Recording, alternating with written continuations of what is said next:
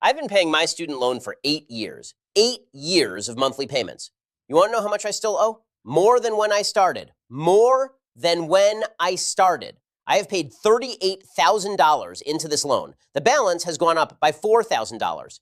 This is not a loan. This is a subscription service for debt. And I didn't subscribe. I was 18. Someone handed me a pen and said, "Sign here. It's an investment in your future." My future is currently $51,000 in debt and questioning every decision it has ever made. How does this happen? Why is this legal? Who designed this system? Sit down. This is going to take a minute. And it's going to piss you off. Americans collectively owe $1.7 trillion in student loan debt. Trillion, with a T. That's more than all the credit card debt in the country. More than all the auto loans. The average borrower owes about $37,000. The average starting salary for a college graduate, about $55,000. So you spend 4 years getting a degree, you come out owing $37,000, and you're supposed to pay it back on $55,000 a year. After taxes, after rent, after food, after the basic cost of existing as a human being in 2026.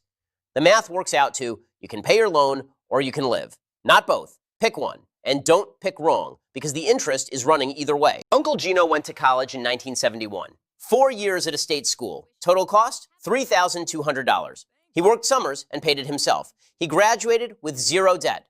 He also paid 35 cents for a gallon of gas, but let's not get into that right now. Gino thinks student debt is a discipline problem. You kids just picked expensive schools, he says. The cheapest in-state school today costs about $27,000 a year. That's $108,000 for 4 years. At Gino's summer job wages, adjusted for inflation, Gino would need to work 47 summers to afford it. Gino worked 2 and bought a house. I love Gino. I also want to flip the table every time he speaks. Luca got an MBA. Luca did this because someone told him an MBA would open doors. Luca now has $74,000 in grad school debt and a LinkedIn profile that says, passionate about growth and synergies. I asked Luca if the MBA opened doors. Luca said it opened a lot of conversations. Not doors, conversations. $74,000 for conversations. I have conversations every day. They're free. Luca is currently doing the same job he did before the MBA for $12,000 more a year. At that rate, he'll break even on his degree in the year 2031, assuming nothing goes wrong.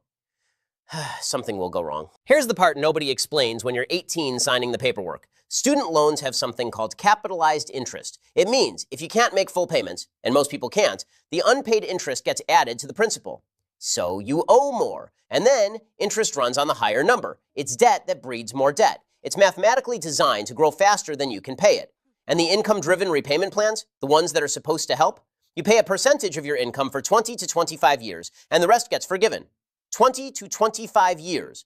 I will be 52. I will have paid for this degree for longer than the degree took to get.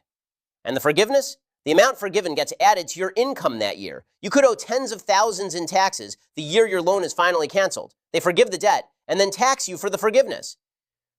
That's not relief. That's a trapdoor at the end of a 25-year corridor. I genuinely cannot believe this is how we decided to fund education. We looked at every possible system, every country, every model, and we picked this one. This specific, maximally painful one. What the fuck? Is college worth it? Depends on what you studied. Depends on where. Depends on how much you borrowed. A nursing degree from a state school? Probably yes. A communications degree from a private university at $60,000 a year? I'm not going to tell you what to do, but I will tell you what the math says. And the math says the system was not designed for you to win. It was designed by people who paid $3,000 for 4 years, who then voted against funding public universities, who then watched tuition go up every year, who then turned around and called your generation financially irresponsible. You didn't create this. You inherited it at 18 when you didn't know any better. And now you're paying for it, literally, every month for the next 22 years. Here's my question for you. Drop it in the comments. What did you study? And is anyone paying you to use it? I'll read every single one. I have time. I'm not buying a house anyway. I'm broke Bob. See you next week.